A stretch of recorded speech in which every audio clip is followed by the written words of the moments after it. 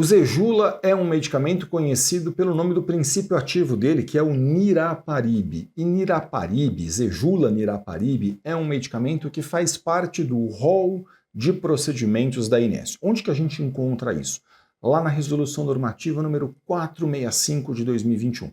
Essa resolução normativa prevê a cobertura das operadoras de planos de saúde e quando a gente lê isso, a gente percebe que niraparib está dentro da regra. Acontece que muitas vezes os pacientes costumam reclamar de que, mas mesmo assim a operadora recusou, mesmo assim não me foi fornecido, e a pergunta que fica é, por que um tem aprovado e o outro não? Quais são, na prática, as condições que a ANS estabeleceu para que um paciente consiga obter a cobertura pela operadora de plano de saúde?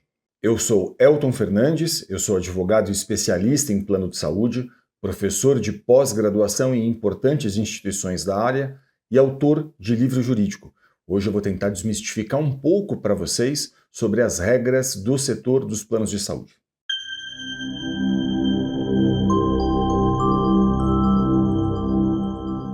Olha, como esse é um medicamento oncológico para uso oral dos pacientes, esse medicamento a ANS entende que ela tem que incorporar e ela incorporou então esse medicamento, mas a gente vai ver para quais situações ela determinou a cobertura desse medicamento. Vamos lá.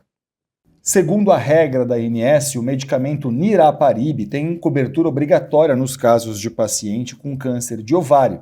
Esse medicamento está indicado para terapia de manutenção de pacientes adultas com carcinoma de ovário, de trompa de falópio peritoneal primário avançado, ou seja, estágios 3 e 4, de alto grau, que responderam completamente ou em parte após a conclusão de quimioterapia de primeira linha à base de platina. Olha, essa então é a regra da ANS, a Agência Nacional de Saúde Suplementar. Essa regra está definida dentro do que a gente chama de Resolução Normativa número 465 de 2021. O que faz a ANS? Ela incorporou esse medicamento, como a gente viu, para essas específicas situações, de forma que, se o caso está em acordo com essas situações especificamente, a operadora de plano de saúde, segundo o entendimento da ANS, está obrigada a fazer a autorização. Qual que é o prazo para que a operadora de saúde faça a autorização disso? O prazo é de 10 dias. 10 dias úteis é o prazo que a operadora de saúde deve levar para fazer com que esse medicamento chegue até a casa do paciente, chegue até a casa daquela pessoa que vai fazer a utilização. De forma que, se o caso está em acordo com esta regra da ANS especificamente, se a operadora de saúde recusar, o que seria adequado e ideal seria você fazer uma reclamação dentro da própria ANS. Por quê? Porque a ANS fiscaliza as regras que ela editou. E aí, claro, se está em acordo com a regra dela, ela vai ter que fazer a fiscalização disso. Isso pode levar tempo, claro, mas você tem esse direito, essa prerrogativa de fazer isso. Se seu caso não está em acordo com a regra da ANS, aí provavelmente não me parece que a ANS vai tomar algum partido disso ou vai botar a mão nesse tipo de questão. Claro, você tem toda a possibilidade ainda de fazer a reclamação, mas aqui é importante dizer, numa situação como essa, o que eu considero mesmo adequado é que você converse com um advogado especialista em plano de saúde. E por que eu acho importante que você faça isso? Porque, veja, a lei dos planos de saúde atualmente, a lei 9656 de 98, ela diz que mesmo que um tratamento prescrito ao paciente não esteja em acordo com a regra da ANS, com esse rol de procedimentos da ANS, o tratamento deve ser autorizado se ele estiver em acordo com a ciência.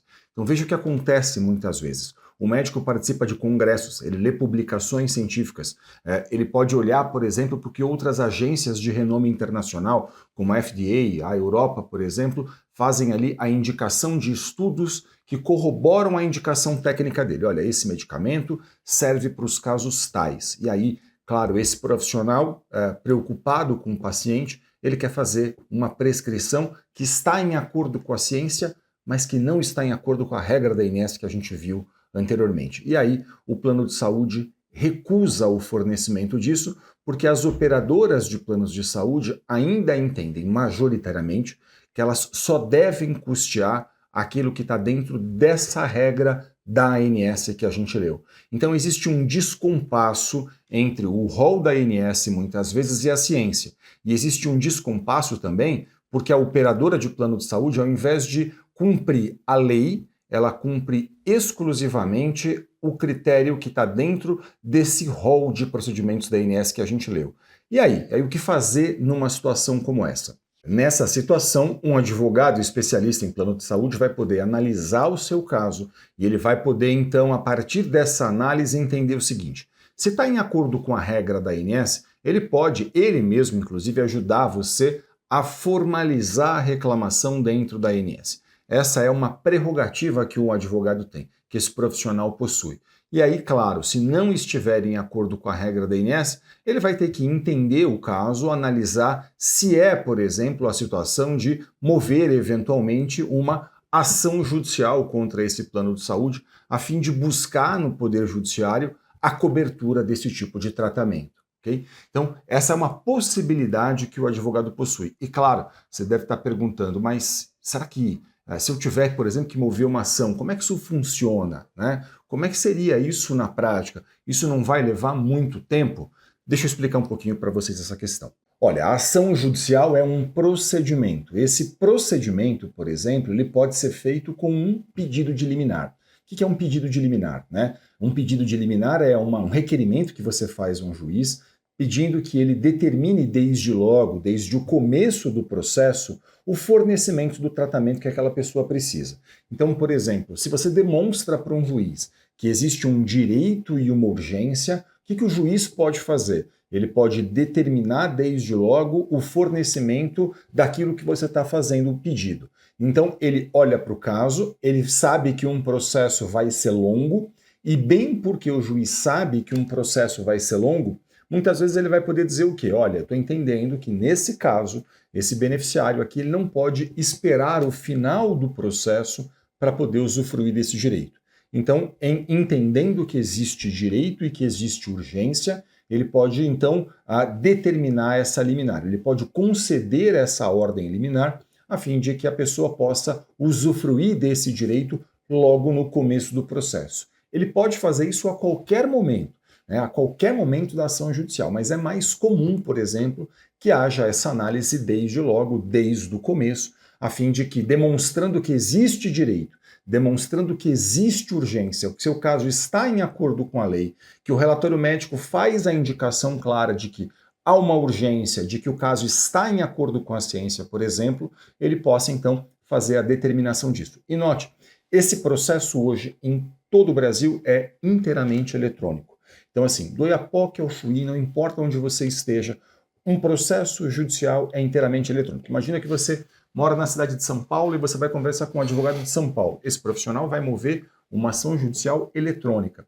Hoje existem até audiências que são feitas de forma eletrônica, embora nesses processos especificamente que envolvem plano de saúde, é incomum que haja a necessidade de uma audiência. Pode haver a necessidade de outras questões, outras provas dentro do processo, mas audiência, participação de audiência, não.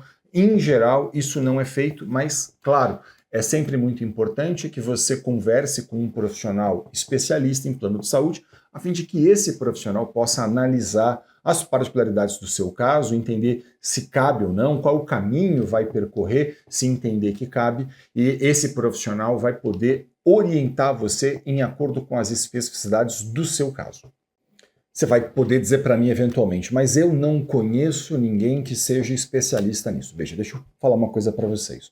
Hoje, essa consulta com o seu advogado pode ser feita até de forma online. E eu tenho muito orgulho de dizer para vocês que em todo o Brasil, nas pós-graduações em que eu leciono, a gente forma profissionais cada vez mais capacitados, especialistas nisso, capazes de olhar profissionalmente para uma questão como essa, capazes de fazer uma análise cuidadosa de um caso, a fim de poder entender quais são as possibilidades que a gente tem, quais são os caminhos que vão ser percorridos. Então, se você não conhece um profissional aí da sua cidade, por exemplo, você pode buscar isso pela internet, fazer isso online com um profissional, não tem problema nenhum, até porque, como eu mencionei para vocês, um processo que eventualmente tenha que ser movido um processo, essa ação será eletrônica, tudo correrá eletronicamente. Então, não importa se você está numa cidade e seu advogado está na outra cidade, se você está num estado e seu advogado está muito distante de você, porque tudo isso pode ser feito hoje de forma online, e eu tenho muito orgulho de poder dizer que em todo o Brasil a gente forma nas pós-graduações em que eu leciono profissionais muitíssimo capacitados para lidar com esse tipo de questão. Então, eu sugiro muito que você converse sempre com profissionais especialistas nesse tema. Eu espero que esse vídeo tenha sido útil a você. Muito obrigado pela sua audiência. Se ficou qualquer dúvida, deixe um comentário aqui no canal. Para a gente é sempre um grande prazer poder ajudar, interagir, tirar dúvidas e, claro, não deixe de acompanhar a gente nas redes sociais. Muito sucesso para você e saúde. Até o próximo vídeo.